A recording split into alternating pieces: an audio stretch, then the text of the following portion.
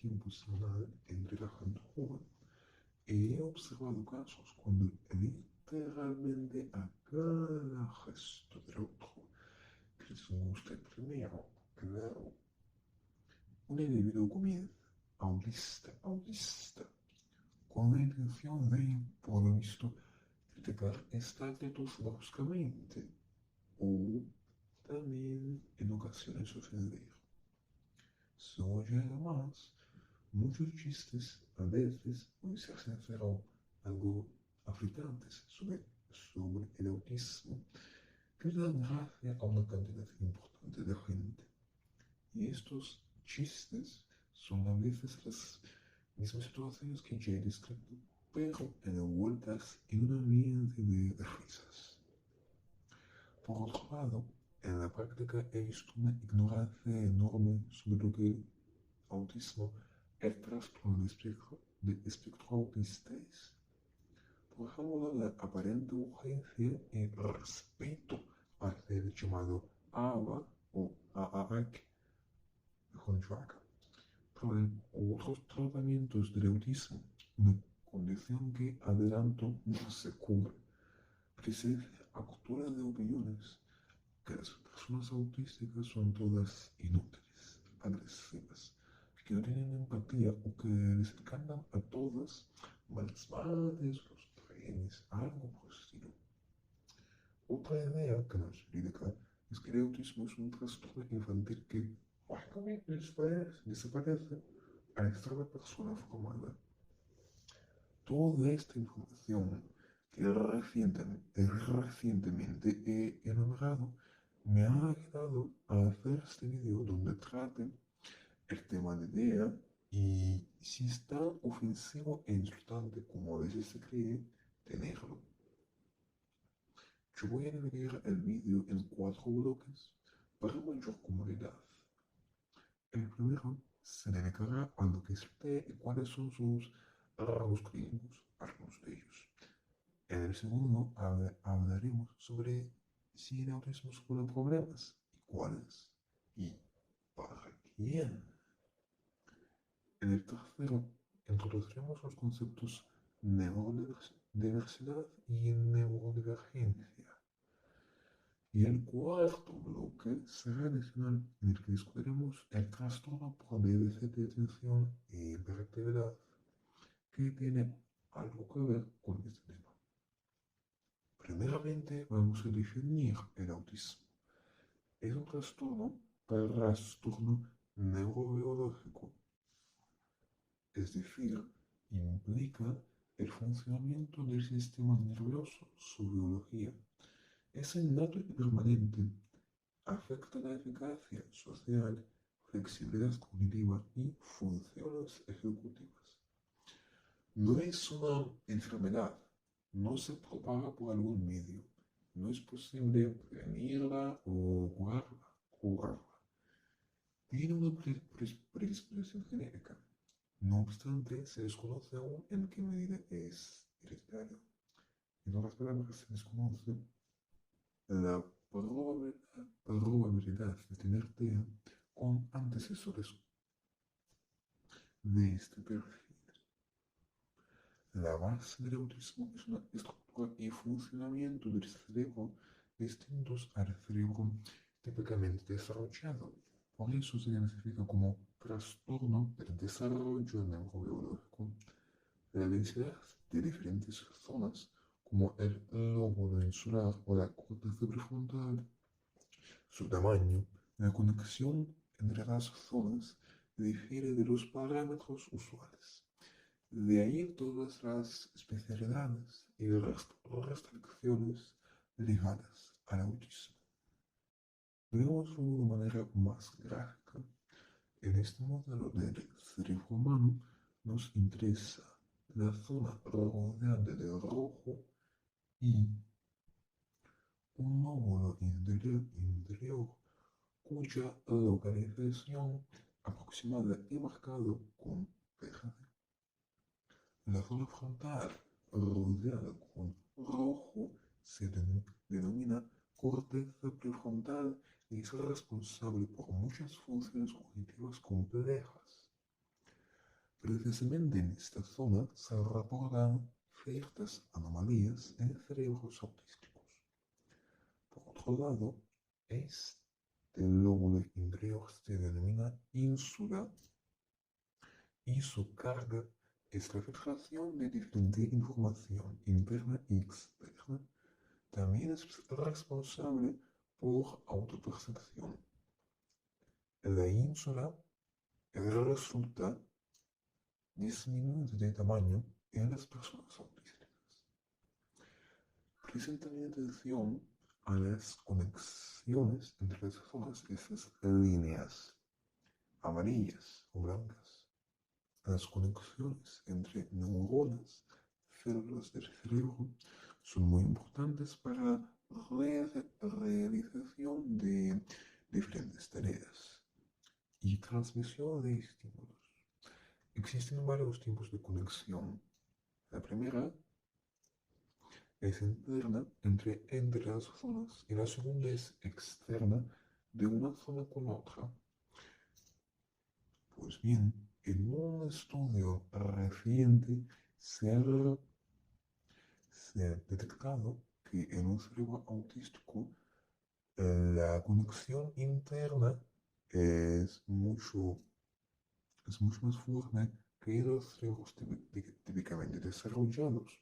En cambio, la externa es más débil, lo que modifica totalmente los procesos llevados en el órgano, en el a los orígenes de estas diferencias o declinaciones.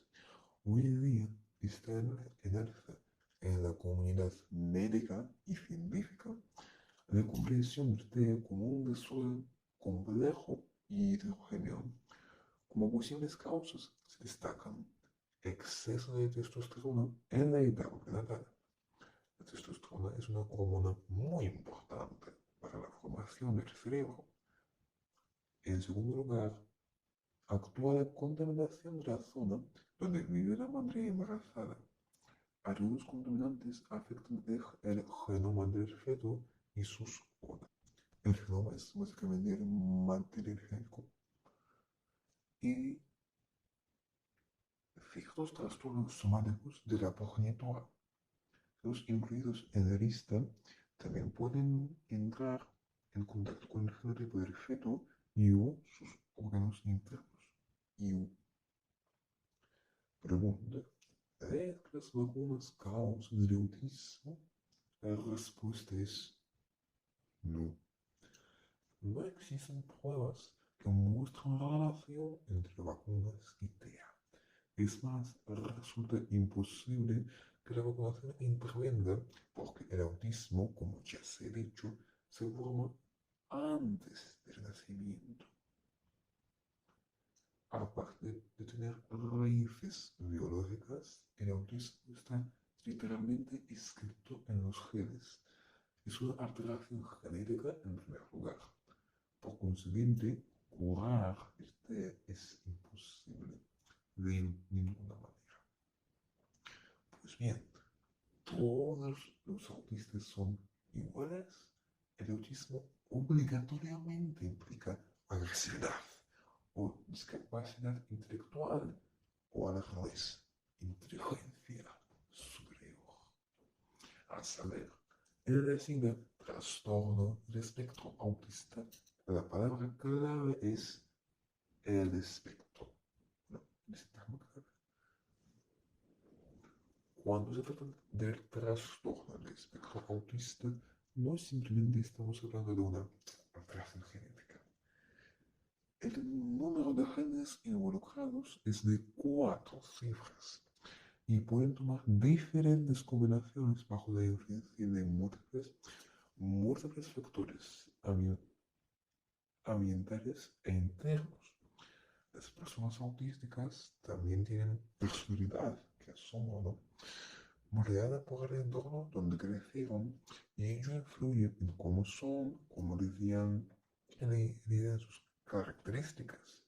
En fin, puede haber trastornos comórbidos, mentales, psíquicos o neurobiológicos. El T es algo complejo, influenciado por diversos factores, y no es la única característica de las personas que lo tienen. Asimismo, el autismo no tiene un cuadro exacto y unívoco. Sí tenemos un grupo de manifestaciones, pero dentro del grupo pueden entrar rasgos muy variables y muy diversos. Cuando hablamos de la diversidad de las experiencias autísticas, es no considerable no mencionar los grados de apoyo. Los grados de apoyo indican en qué medida interfiere el TEA en la vida del individuo y cuánta ayuda externa necesita. Se destacan tres: leve, medio y grave, o bajo, medio y alto. Las personas con TEA cuyo grado de apoyo requerido es leve son capaces de llevar una vida autónoma o casi autónoma y realizar todas o la gran mayoría de tareas domésticas sin ayuda guía ajena. No tienen discapacidades intelectuales comórbidas, son verbales y pueden ser hiperléxicos, es decir, desarrollar en una edad temprana habilidades de leer y escribir, teniendo a la vez poca aptitud para el lenguaje oral. Suelen tener menos dificultades con regulación emocional y su hiper o hiposensibilidad, es decir, desmesurada o escasa responsabilidad hacia los entrantes del mundo externo, normalmente tienen un umbral, es decir, no reaccionan o reaccionan hasta un cierto punto. Las personas cuyo grado de apoyo requerido es medio necesitan ayuda con tareas domésticas complejas y pueden llevar una vida semi-autónoma o totalmente dependiente.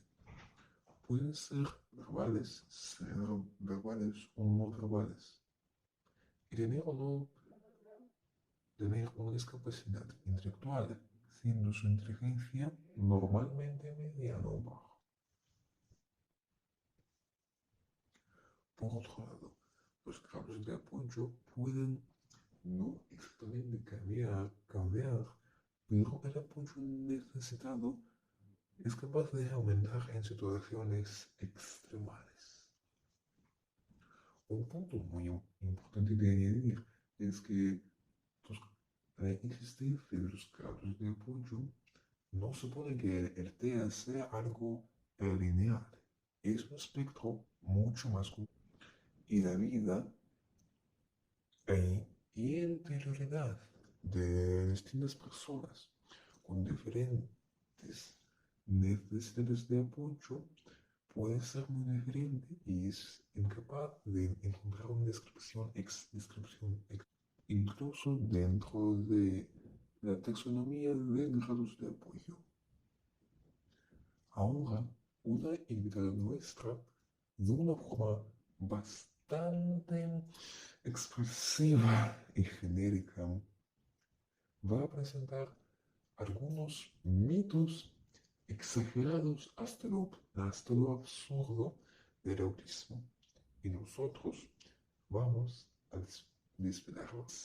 desmentirlos. Dices, mis redes no saben hablar con la gente. Las deficiencias sociales son efectivamente una de las señales más claras del TEA. Se debe a la estructura del cerebro que es distinta a la norma. La densidad, el tamaño de las zonas responsables por la interacción social es menor con respecto a las demás zonas o esas mismas zonas en un cerebro neurotípico típicamente desarrollado.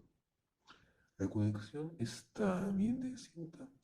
Los factores nombrados hacen que el cerebro autístico funcione de una manera que difiere.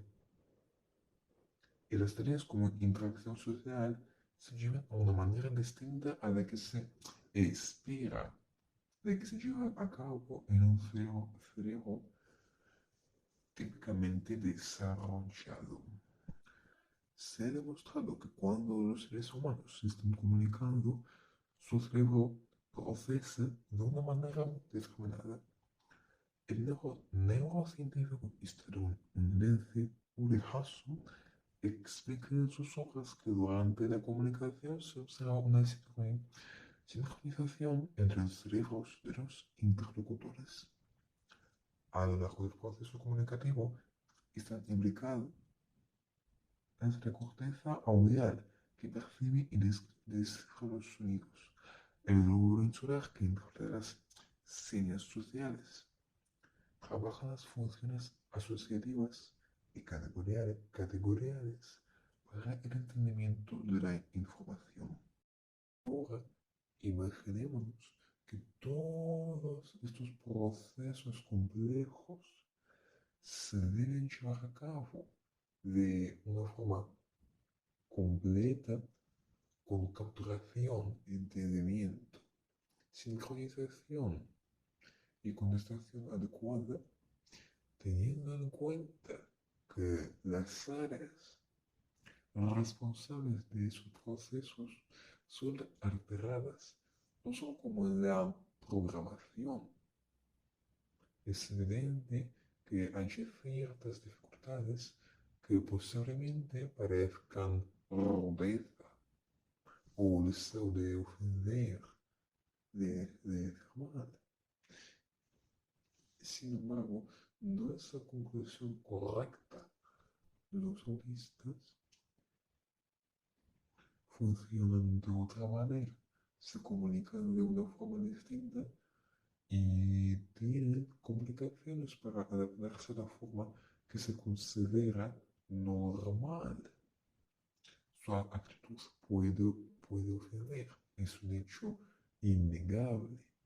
Sin embargo, no siempre significa que quieren hacerlo. De todos modos, las deficiencias sociales pueden ser compensadas. Por ejemplo, gracias al razonamiento lógico y aprendizaje de ensayo a ensayo vía observación. O también un camino más fácil es acceder a las llamadas terapias dialécticas adaptadas para individuos autísticos. En los autistas autorrealizados, muy pisados, solo hablan de lo que nos interesa. Vamos a centrarnos primero en las características del préstamo de atención en el caso del TEA y además del monotropismo. Primeramente, la atención, que posiblemente es la causa de que la persona se fija en algo que le interesa. En las personas autísticas son comunes los hiperfocos. Sencillamente dicho, son profundizaciones complejas en una tarea, actividad o tema, acompañadas por rigidez a la hora de cambiar el ocio. El hiperfoco describe una situación temporal entrelazada con una actividad concreta. El monotropismo, en cambio, se trata de la restricción de los temas de conversación de la vida en términos generales a un interés o unos intereses.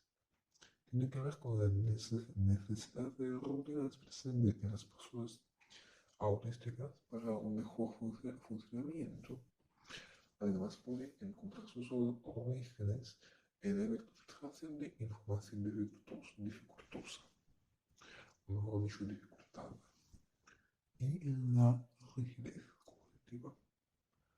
Un interés que he mencionado cuando hablaba del monotropismo no es una afición cualquiera.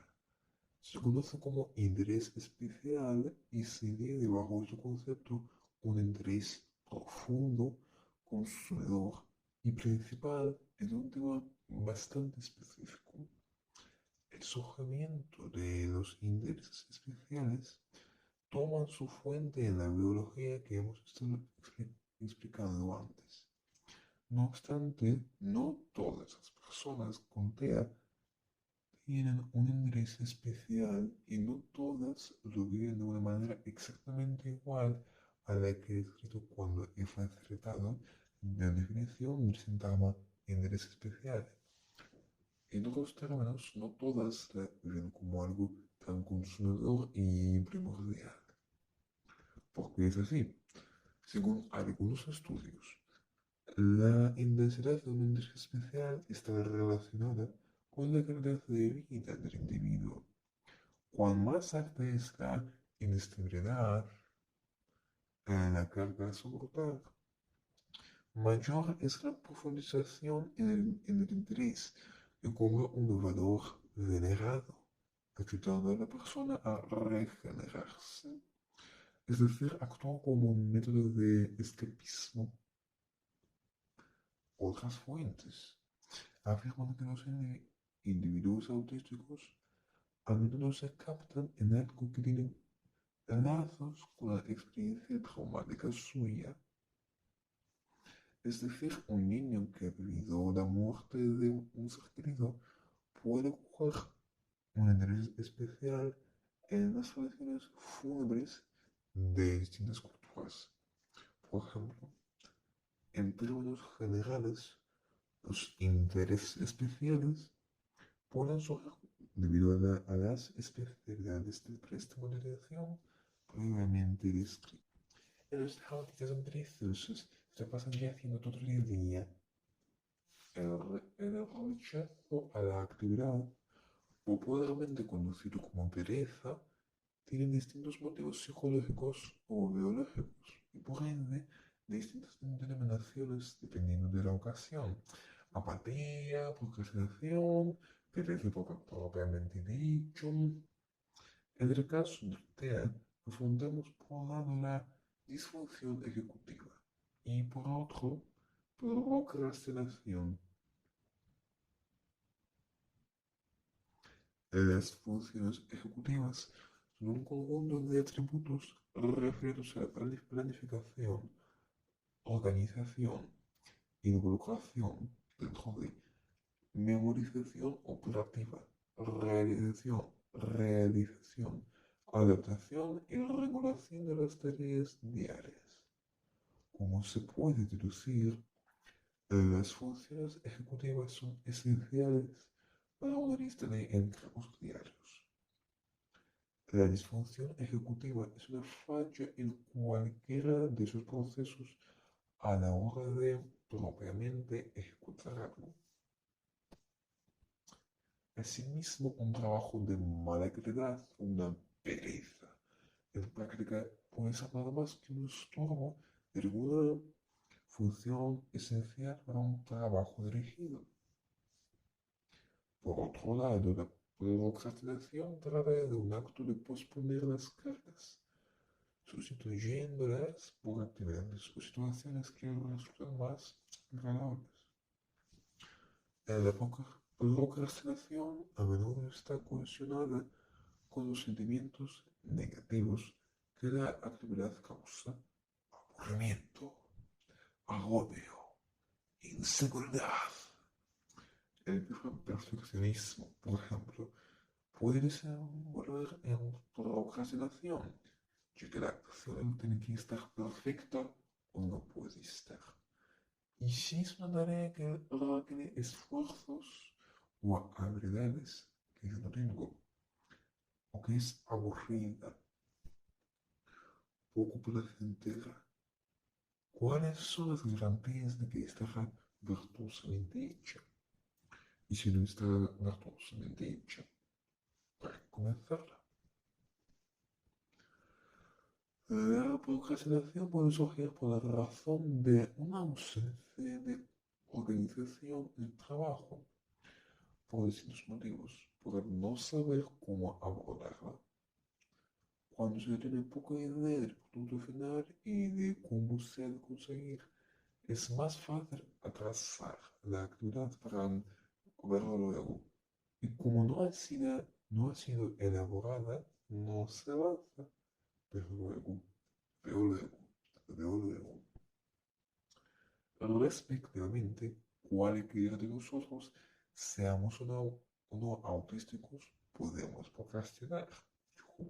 Además, es posible que la procrastinación acompañe a la disfunción ejecutiva, pues esta última va precisamente referida al proceso de organizar los ejercicios, entre otras muchas cosas. En concordancia, las maneras de manejar la procrastinación serían iguales en casos de si se tiene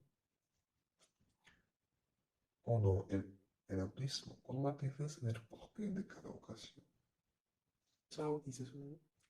Los audios son distorsionados, les parece todo demasiado frío, apestoso, ruidoso y se ponen a gritar. Llamar a un autista esteroide mimado por las razones que anuncia usted es sumamente incorrecto. En el caso descrito, estamos tratando una de las importantes consecuencias de las declinaciones en el desarrollo cerebral, trastornos del procesamiento sensorial. La filtración de los estímulos externos se ve dificultada debido al diminuto tamaño del lóbulo solar que se encarga de esta función, y los estímulos son bastantes. Entonces el cerebro recibe y analiza todos los sonidos, olores, imágenes, todos los detalles. Esto por un lado. A continuación tenemos hipersensibilidad o hiposensibilidad de los canales de percepción visual, audial, táctil, olfativo y gustativo. La sensibilidad depende de los genes afectados en cada persona y cómo desencadena tal alteración. En caso de que la persona tiene una hipersensibilidad, su respuesta a esta enorme cantidad de estímulos que procesa es aumentada. Los canales hipersensibles captan mucha más información y como toda ella es procesada, el sistema nervioso resulta estar bajo un esfuerzo importante. Al final, si los estímulos están en exceso, la persona puede reaccionar con una sobrecarga, una especie de agotamiento al momento. Y las sobrecargas pueden tener una imagen poco agradable para aquellos que desconocen el tema. En cambio, los canales hiposensibles presentan una respuesta algo más plana a los estímulos que los rodean. La hiposensibilidad puede suponer no notar, por ejemplo, lesiones o daños hechos en la piel. La hiposensibilidad de los canales hace ignorar la información que entra, por lo que la persona puede no llegar a saber que el ruido supera el umbral de dolor para visualizarlo. Puede sentir el calor o el frío, puede entender que sus ojos están siendo dañados por la luz, por la imagen, generalizando, capta, capta una cantidad de información muy disminuida.